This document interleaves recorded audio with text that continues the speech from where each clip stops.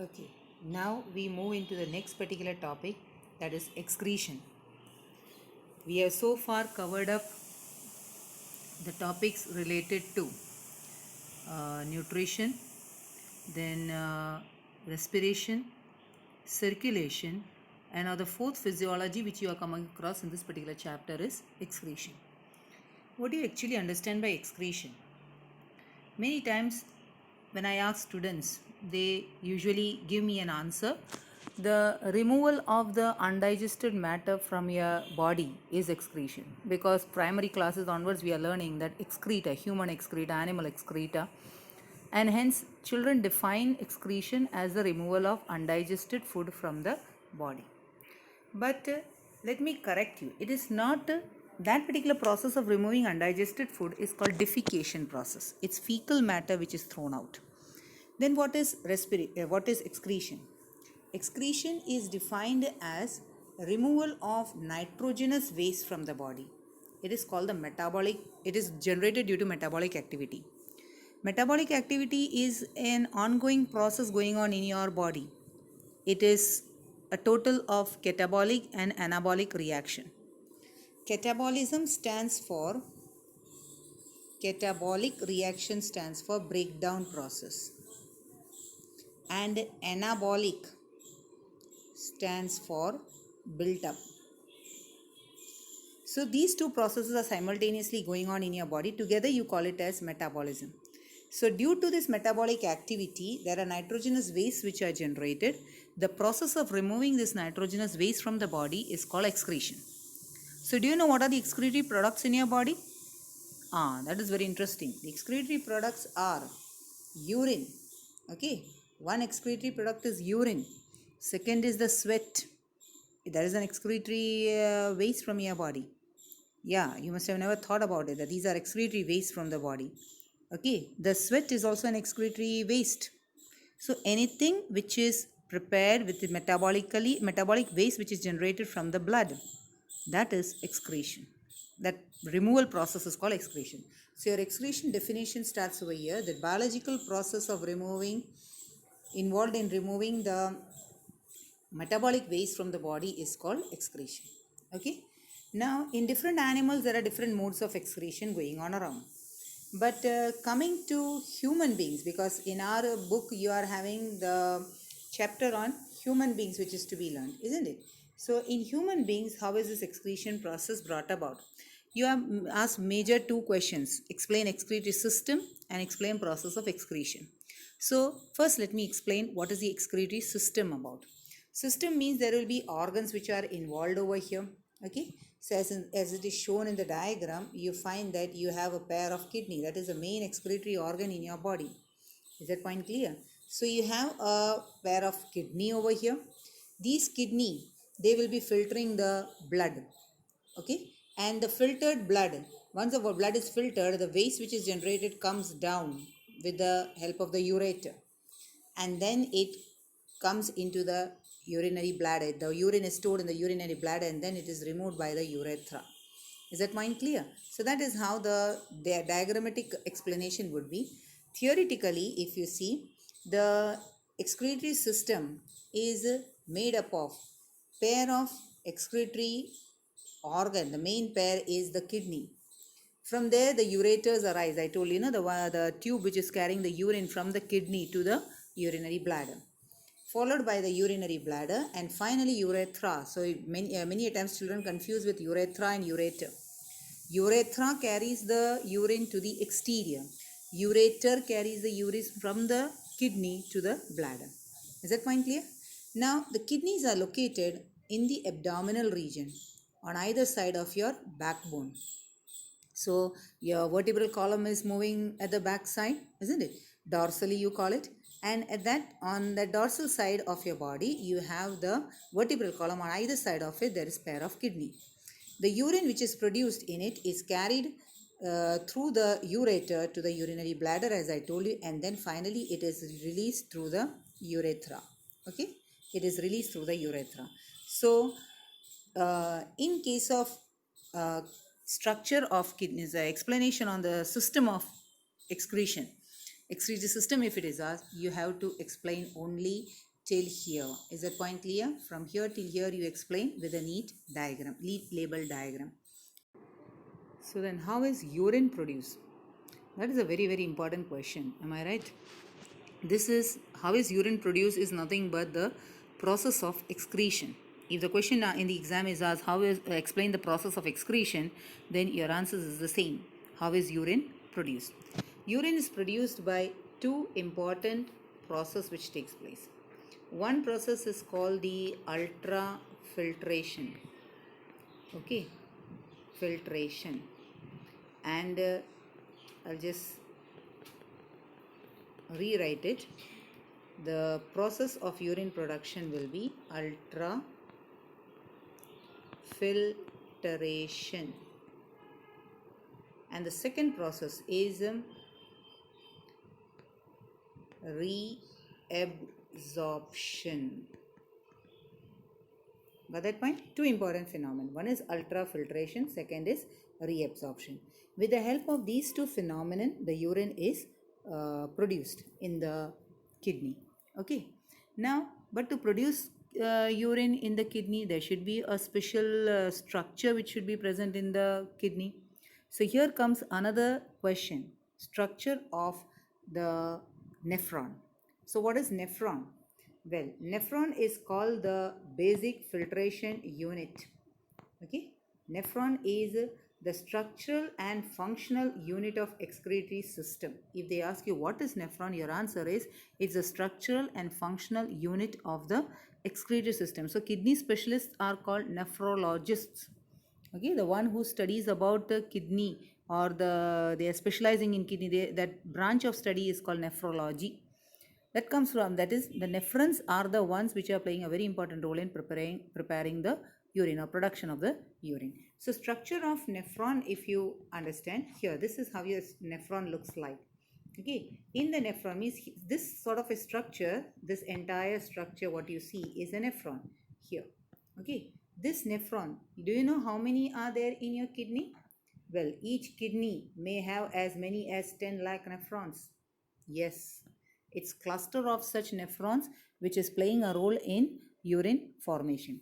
So now each nephron, if you try to enlarge and see, how will it look like?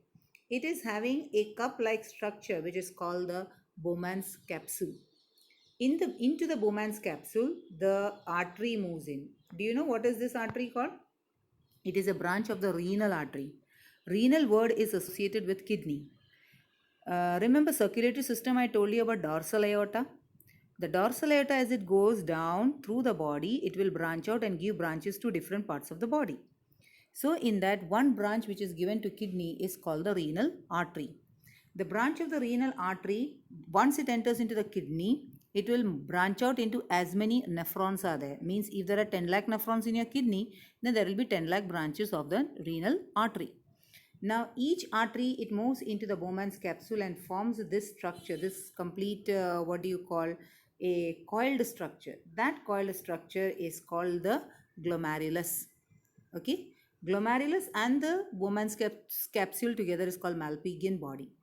Now what happens is when the blood flows through this particular glomerulus, it is flowing with tremendous pressure, because what happens, the diameter reduces. Do you get me? Remember I told you that the waterworks, from SMC waterworks, the pipe which is coming out is of a greater diameter, but the same diameter is not finally terminating into your washroom.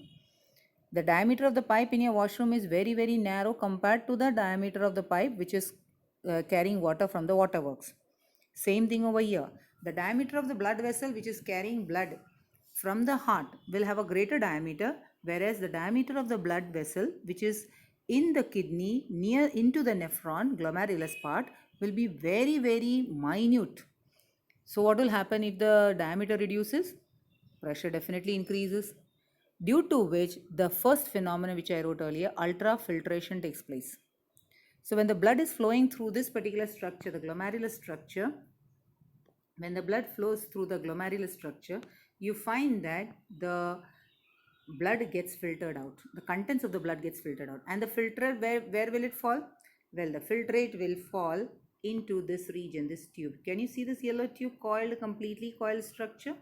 And then it goes down, plunges down. This coiled structure is the uriniferous tubule.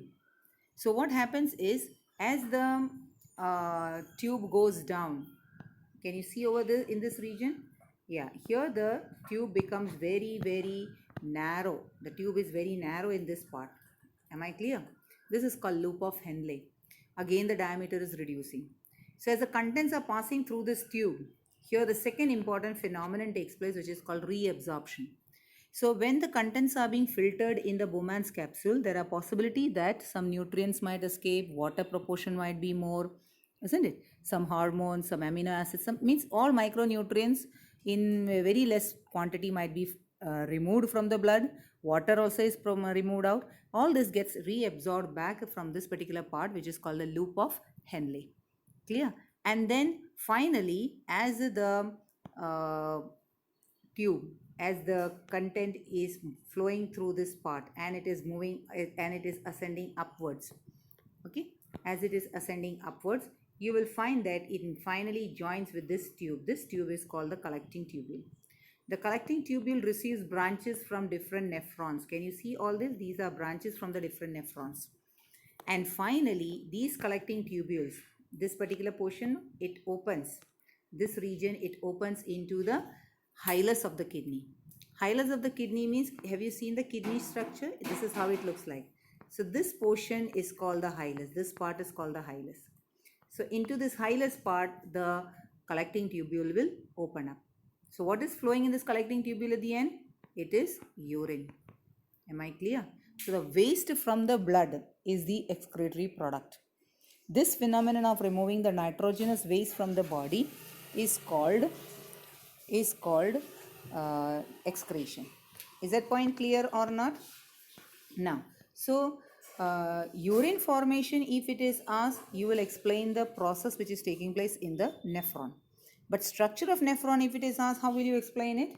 In the structure part, you will say that each nephron has a Bowman's capsule. The Bowman's capsule continues into the proximal convoluted tube. Proximal convoluted tube then moves down into the loop of Henle, and the loop of Henle then finally forms the distal convoluted tube, and the distal convoluted tube will join and form the collecting tubule. Okay, around the loop of Henle there will be the blood system, that is the arteries and the vein system would be there, which will have the blood which is being filtered. In the artery it will be the unfiltered blood, whereas in the veins it will be the filtered blood which will be taken up by the major vein. Which is that major vein, you remember? Yeah, inferior vena cava. That will take it back to the right auricle of your heart. Is that point clear? The filtered blood will be taken over there. So this entire thing, how it is given in your book, let us see in the theory section. In the theory section you find that it is mentioned in this manner. The urine is there are basic filtering unit in the kidney which is called the nephron, and each capillary cluster, here it is given, each capillary cluster in the kidney is associated with a cup-like structure which collects the urine. Okay, the name is not given over here, the cup-like structure.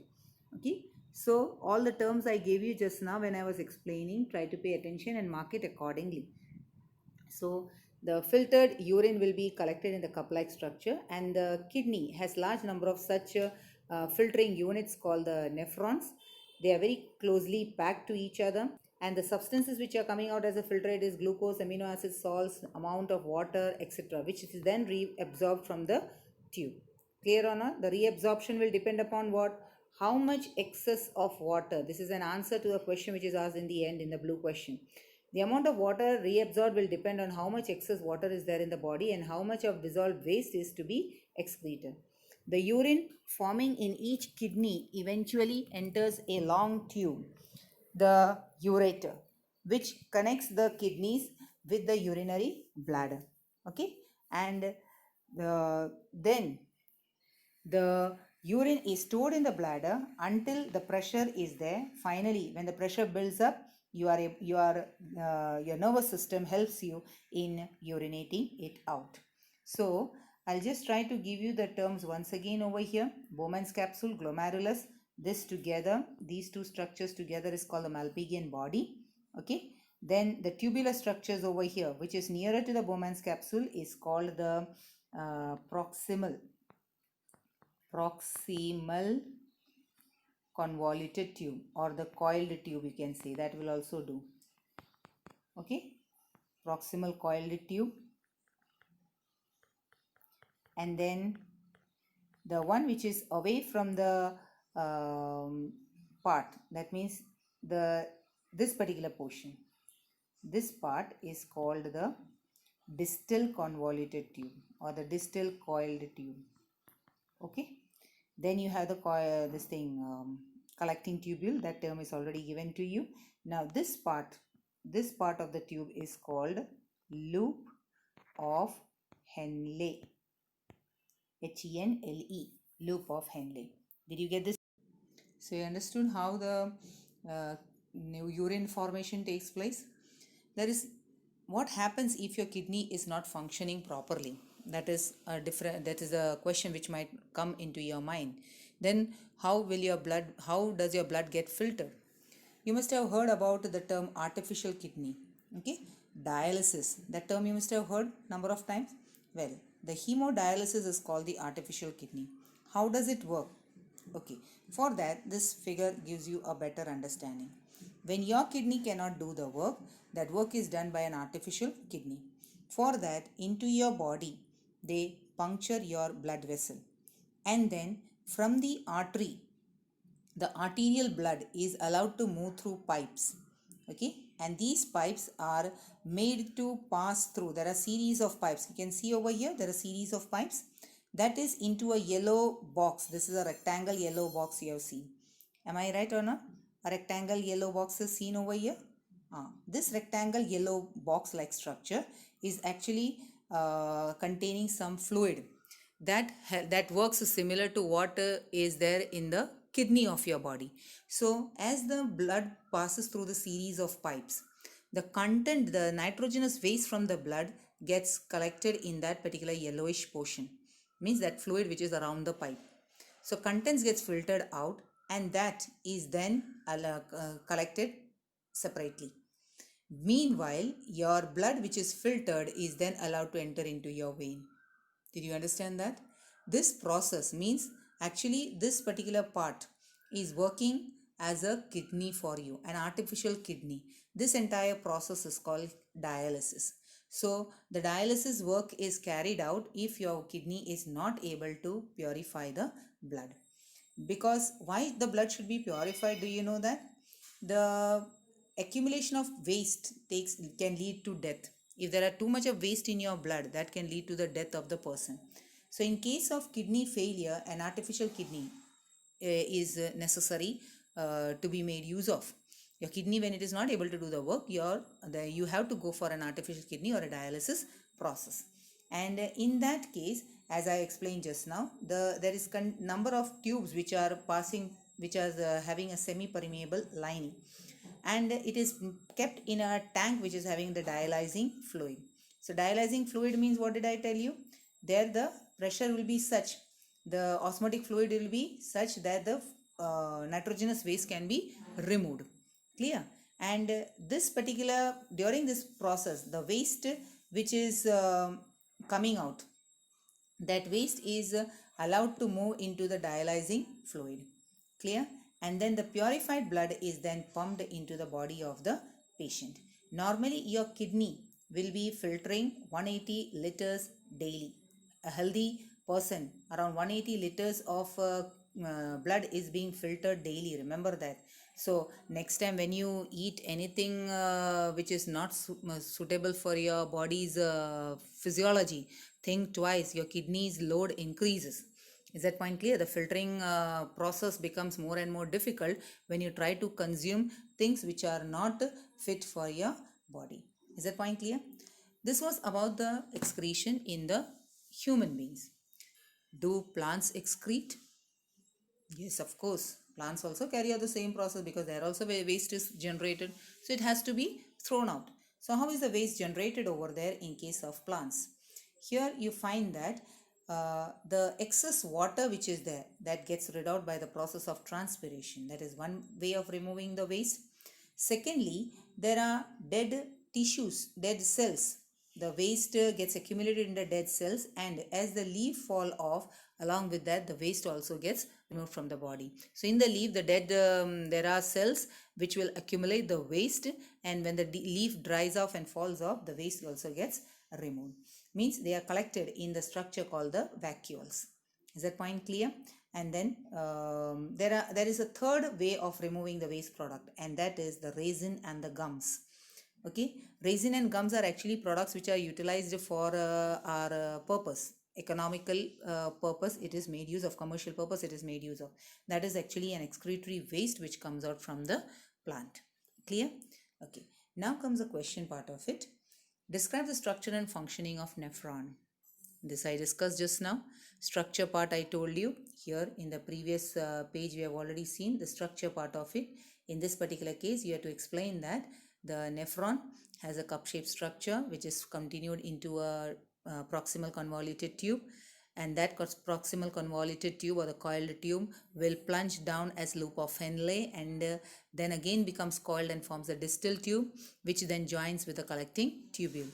Into the Bowman's capsule, the artery moves in, which forms a coil structure called the glomerulus, and then outside when it comes, when the from the glomerulus, when the artery comes out, arteriole it is actually called, this arteriole forms a network of capillaries around the loop of Henle, so that it can reabsorb the material from the blood for the reabsorption process. That is the structure part of it. Function, how will you say? When the blood flows through the glomerulus under pressure, due to the narrow diameter, it flows under pressure, due to which the contents of the blood gets filtered out. Which contents gets filtered out? Water, then waste like micronutrients, and certain other materials get, very very microscopic materials which can pass through the wall of the blood vessel, will get filtered out and will fall into the Bowman's capsule. And from there, as it passes through the tube, the proximal and the loop of Henle, as it is passing, the important things which are required by the body is reabsorbed back into the blood system. So finally, the fluid which is moving in the distal tube is termed as urine, and from different nephrons, the urine is collected into the collecting tubule, which is then poured into the ureter, and from there it is taken to the urinary bladder. The bladder stores the urine for some time, and when you get the nature's call, when the pressure builds up, then you excrete it out with the help of the urethra. Is that point clear? That is how you explain the structure and functioning of the nephron. Now, what are the methods used by plants to get rid of excretory products? Just now I explained over here in this particular paragraph, isn't it? One is carbon dioxide. Carbon dioxide is a waste during night, and oxygen is a waste during morning. Remember that in case of plants. Then the second waste is water. That extra, if it is there, it is lost by transpiration.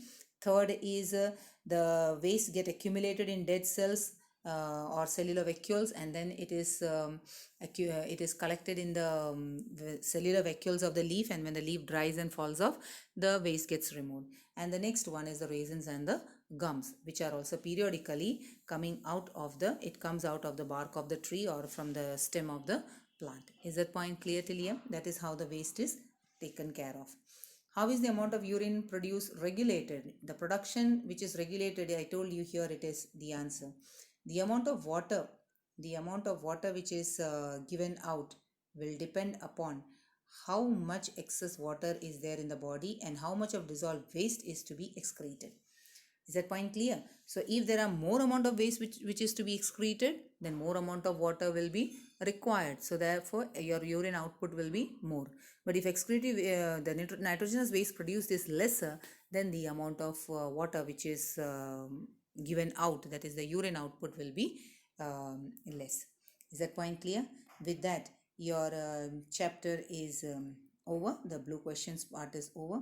Now in the green questions which are given over here, try to solve these answers on your own.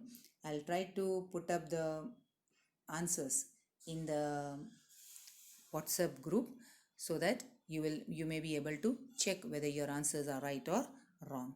Okay, so with that the chapter is over. Thank you.